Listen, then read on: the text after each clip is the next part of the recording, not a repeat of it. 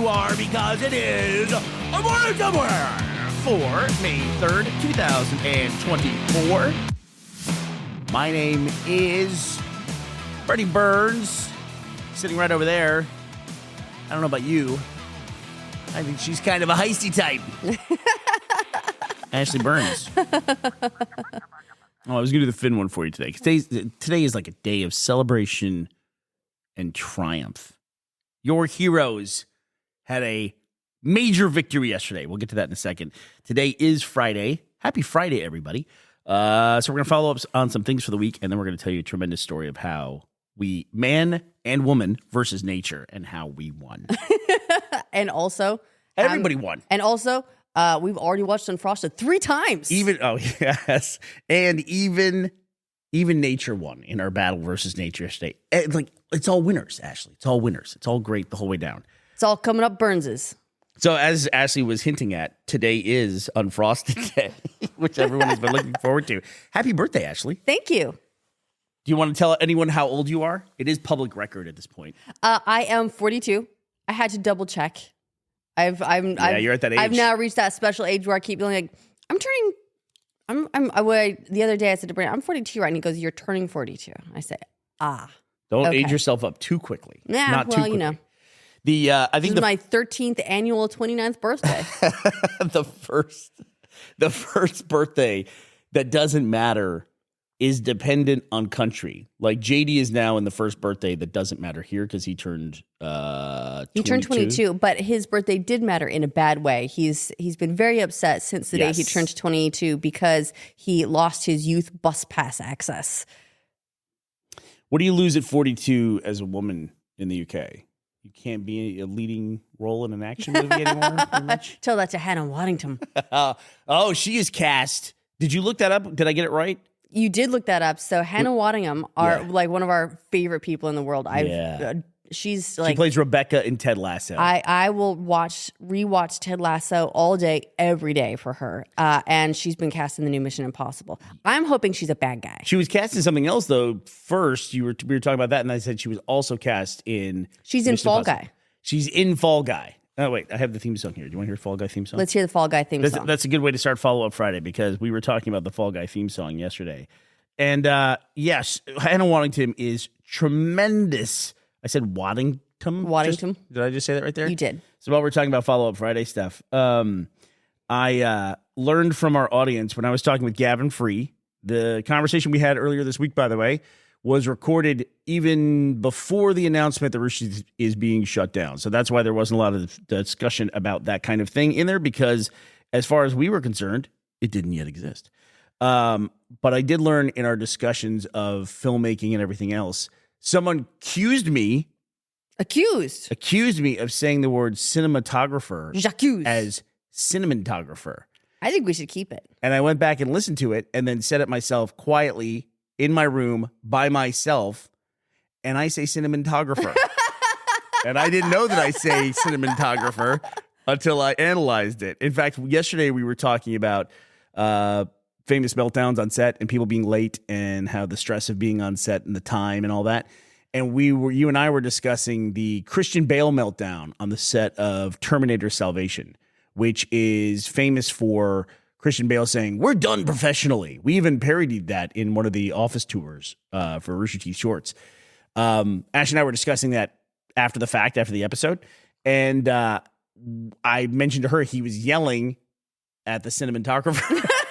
So apparently that's what I say. Here is the theme song from the hit 1982 series, canceled May 2nd, 1986, The Fall Guy. Well, I'm not the kind to kiss and tell, but I've been seen with fire up. I've never been with anything less than a 9. So fine. All right, so that opens now in theaters today. No, wait. Is it in theaters today? It's in theaters yesterday. That song is actually sang by Lee Majors, apparently. Cool. Yeah, I guess so. It's multi-talent. Yeah, multi-talented guy. Well, if you rebuild him for $6 million, you should get something extra for your purchase, I think. And a theme song every now and then. Wouldn't tell you, oops, that's for later. I have another drop. It almost hit. Uh-oh. Well, why don't I play that right now? So one of the other things for my follow-up Friday, Ashley, I'm talking a lot here. You interrupt me whenever you want to. Will do. One of the other things from my follow-up Friday was the discussion around the guy who accused was it a principal? The athletic director accused the principal of making racist statements or framed him for it by doing AI stuff. And I was thinking about how people get busted by technology. They always use technology and they don't know how, and they get so easily busted by the trackability of it. Early on in the podcast, you talked about the author who was like blasting everyone on Goodreads. Yes. And boosting yourself? Yeah. So this was an author, a young adult author who had a book coming out and made a bunch of like fake accounts to vote down on Goodreads of all places, basically competing young adult fantasy authors who also had work coming out with like a weird focus on people of color. It was just like the weirdest way to tank your entire career, because then this person got found out and like tried to say, oh no, a friend did it on my behalf. Blamed a boyfriend, and right? Then, or something like that? It was like blamed an invisible friend, and then it came clean. But there was, they had this book coming out. They had a slot in one of the book crates that's very popular with the genre. Just everything, poof, gone. And the thing is, they were already in such a good place and could not help themselves. Well, this is what I'm going to play you as a story that's reminding me of a guy who was accused, I believe, of killing his wife. And they sat there and they read his search history out loud in court while he's just standing there. Oh, my God. You'll hear the video here, but it actually doesn't do it justice because you're just watching. All you're watching in this video is the guy's face while this woman is sitting here reading all these searches off in court. And we'll link it in the link dump. Said he left at 6 a.m. At 4:55 a.m. on January 1st, he searched how long before a body starts to smell.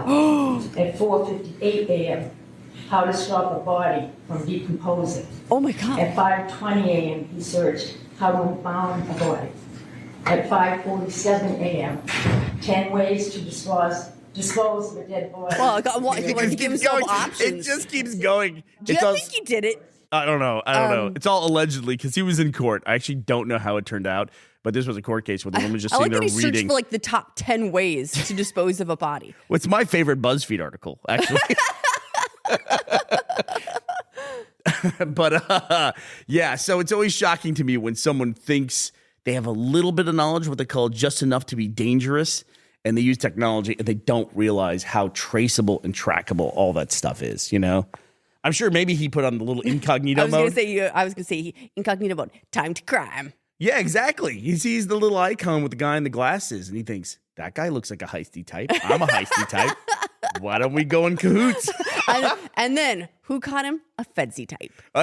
Sure enough, that lady reading the thing off she's got the yellow legal pad, like everything about it. It's just like, oh my God. It's been kind of a slow week news-wise for us because we had a morning someone on Monday with you and Gavin. We also, you spent an entire travel day. Instead of talking about news, we talked about how we met, and that was very nice. And it's funny, it made me think about that combination of things made me remember that Gavin Free is one of the first people that I ever met at Rooster Teeth. Obviously, there's Brandon and Joel, but then Gavin would have been the next person that I met. Right, besides the guys, the original guys that you met. Yeah. Yes, like, I mean, in the course of our relationship, that is. Yeah. And it's funny to me because he was such a terrible wingman. Oh, he's terrible. Yeah. And I still like him. It's so weird, too, because he's such a charming guy. Like, somebody pointed that out in the comments for the Gavin episode. It's like if somehow you could have stats for a character, all his points in charisma, basically, right? Moved everything from his special. All of them, you just stacked charisma, and that's it. Even intelligence, it's like his intelligence for stats-wise for a character would be mid-level, but weird in that sometimes it's an 18 and sometimes it's a 3. It's like you just don't know what you're going to get. There is a character in a Brandon Sanderson fantasy novel. This character, every day when he wakes up, he's a different level of intelligence. Oh, there you go. That's him. He has days where he wakes up and he's like a drooling idiot, and other days where he wakes up and he's the smartest man in the world. I've always looked at Gavin like he just cuts loose around us. Like if Albert Einstein had a group of drinking buddies from college that he goes and hangs out with, but for some reason that's just the entire internet for Gavin, right? And then he doesn't care and cuts loose, and he doesn't have to be the super smart science guy that he is on Slow Mo Guys. Do you have anything for follow-up Friday yourself? I have one thing I don't want to miss out on, and that is talking about Argyle some more. Jesus. I like now by the way, on the subreddit, people, when Argyle comes up and people comment about how much they didn't like Argyle, everyone jumps on them and goes, so what you're saying is that you loved Argyle. We're gaslighting each other as a community. I mentioned briefly that the movie tanked in theaters but has become a streaming success. Didn't really back that up in any way. But to put a few numbers behind that, Argyle made about $95 million during its theatrical run, which sounds like a lot. It's impossible that would be bad, but yet somehow it is. Until you realize that the movie cost Apple $200 million to make. And so, yeah, it didn't do well. And then when it came out on streaming, it's number 2 in the charts behind only Fallout, which is a runaway success. Yeah, huge. So, yeah. Probably because of cinematography. So embarrassed by that. This got some tasty cameras. No. So that's my big one. But I don't want to get too bogged down on the follow-ups this week, only because I do love our follow-up Fridays. But Bernie, we have so much to talk about that's new on this Friday. Oh, we do. This stupid story is amazing. Okay, wait, let me finish up. I'll wrap up my follow-up Friday, and then we'll get out of it. Okay. You were talking about the Boston Dynamics robot. Sparkles? In a furry costume named Sparkles. And while we're talking about the Christian Bale yelling at his person who shoots the film. I've got to know how this ties together. I just think about how ridiculous it would be for Sparkles to be the name of a Terminator. You know, like if in the Robot Uprising, the Terminators at least look scary and they look terrible. If Sparkles is what kicks in your front door and comes after you, that's, to me, way worse. way worse. And I was thinking about that all week long. If you name them Sparkles, aren't you basically giving them the motive right then and there? Right. They're gonna be sitting in the court. The lady's gonna have her yellow legal pad, and she's gonna go, so I see here they named you Sparkles and made you dance on camera. It's just like the effort to make things less scary almost always makes them more scary. But really quickly, my last few things on Fallout Friday, I had a little bit of culture shock going back to America this week. Number one, first of all, I was back in Texas, and for some reason I came across this. I don't know why. Texas has a porn block, and it was weird. Oh, yeah, that's right. Pornhub is blocked in Texas now. And it was weird. Well, yes. So, like, I went out to dinner with some friends and just mentioned, like, yeah, porn is blocked here now. And they're like, yeah, that's weird. And it was like not being part of in the boiling pot of water as the temperature goes up, but having to step in when it's like already starting to boil a little bit, you know? Yeah, well, the other frogs are simmering comfortably, and you're like, oh, that's hot. Exactly. And they were all just like, yeah, this is just one of those things that we're dealing with right now. Like, no big deal, you know? And I just thought it was really strange. And then the other thing that was kind of culture shock of going back to America was when I showed up for the big Rooster Teeth final live stream, I had my UK phone. I didn't like have it set up for America. They got mad at me because my Amber Alerts kept getting set off. And if you're not from the US and you don't know what an Amber Alert is, it's a sudden alert that comes on your phone and it sounds like a goddamn foghorn going off.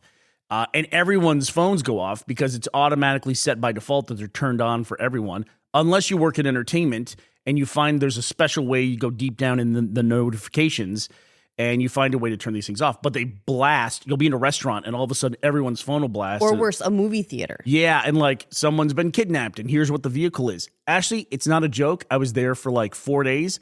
I got about 7 different Amber Alerts while I was there. Wow, that's a lot. It was a little, I was like, what the hell's going on, You feel like man? this is abuse of the system? Like they're just using them there's willy-nilly? Or that is there many terrible things of... going on. Yeah, and it was kind of shocking. It just was like, it was a strange visit back to America. And also, Bernie, those parking spots are huge. The parking spots were huge, though. That was okay. While we wrap up Follow Up Friday here, please send us your questions. Patreon.com/Morning Summer. We're doing a Q&A this weekend. The first one was super popular. So get your questions in. It was actually really fun to do as well. It was really fun to do. So there is a post on our Patreon taking questions. We'll go through and we will answer as many of them as we can. Once again, there are always too many for us to get to all of them. But given enough episodes, enough time, and if we can stave off the heat death of the universe, we will eventually get every single one. But all right, so don't forget to send us your questions for Follow Friday if you're on the Patreon, patreon.com/morning. Somewhere you can submit it in the comment threads there, and we'll have a special one set up for questions for this weekend. Ask whatever you want, as long as you're okay with hearing the answer. We don't want to answer that. Right. For some things. All right, do we want to talk about this incredible story Yes, that happened? Please, let's talk about this. So if you're a fan of this podcast and you've been listening for a long time, you'll know that in the early episodes, I talked about my aspirations to own Indian runner ducks. They're a specific type of duck. They're flightless, for one, and they stand upright. It's hard to describe until you see it, and then you go, "Oh, that makes sense." But imagine like Hard to describe, but would you describe them as heisty? heisty. I would. You know what? I think they're. I would. I think they're slippery boys. What are you up to with all that walking over there? What are you doing over there? You know, it's What a are you little bit running like, from, runners? Like when you see an animal that isn't normally upright stretch up on its back legs, right? And it looks a little bit odd but cute. This is Love these 'em. ducks all Love the time. 'em. They walk like stretched up on their back legs, And which they is- bunch up too. They Yeah. bunch up together and they go and they walk together. It's and great. they're very cute. And We got a text. we got a text from the farmers down the road saying, "Do you know anything about these runner ducks that someone dumped on our land?" And we said, What? "What?" And so we went on a hunt for this rogue went on a duck flock. We went on a duck hunt. We went for this rogue flock of runner ducks. And guess what? We found them. And we recorded most of this. I got to figure out a way if I can cut this together. We're like tramping through pastures and just like down all these back trails. We're driving around. It was down by a river, so there were fishermen going, "What are you doing?" Yeah. And we Except they were. It was more like this. What are you doing? Because you know I they see. they all had the tweed on and everything. It's a very posh sport here, fishing. It is. It's very different than the U.S. You know, it's not like yeehaw power boats. It's very. It would be culture shock for those two groups of fishermen to meet one another for sure. I say, what are those Americans doing? They're not allowed to hunt foxes on horseback anymore, so now they go salmon fishing. But yeah, we passed them. We actually stopped and asked them, "Hey, have you seen any ducks?" We must have sounded so strange. So we find these ducks, 7 ducks, right? Yep. And it was a phenomenal effort. Ashley, you and I, it's so weird how so many things came together this week. I manifested. I said I wanted ducks, and then the universe produced ducks, a whole flock of these ducks. And we were talking about playing Flock, that game, for the first time. And here we were literally herding the same exact strategies. It was like get behind them, like, you know, honk the horn, like make noise, but make sure if you go too far behind them, then they might zoom out to the side. Right. So you got to be the right angles. And there's two of us, so we're one on each side. We put all of our Flock skills to use. And the whole time I'm trying to film, so my cinematography's in there as well. Everything came together in this moment. It's like I know this. I'm prepared for this. Very long story short, and I don't want to spoil the video if and when we can ever put it out. It's very shaky. I will try to edit it. We got them. We got the ducks, and we got them into the pond, and now we have 7 happy runner ducks who are just hanging out in our pond. And Ashley, I could not be any happier. And we're about to learn an awful lot about ducks in a very short period of time. We're getting them. Apparently, they have the equivalent of a chicken coop that is floating. Yeah. And it floats on the water, and that's what we're going to use on them. So, Ashley, in that vein, I do have some presents here for you. I have many presents for you today for your birthday, your 13th annual 29th birthday. Open that one right there. Right in front of opening you. it. All right. Hope you guys are okay with that.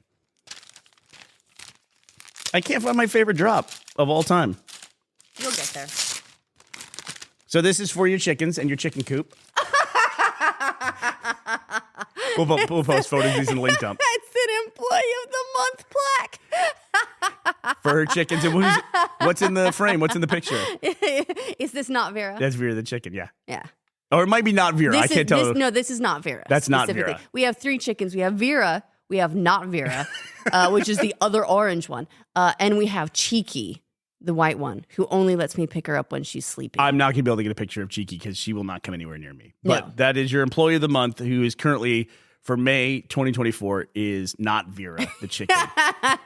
Did Not Vera had a name before it was Not Vera? You named all the chickens after some diner girls? The TV sitcom Alice. Alice. Okay, so the answer would be yes, she has a name, but I couldn't keep them straight. And so there were we have the two red chickens. They're these lovely highlines. One of them is Vera.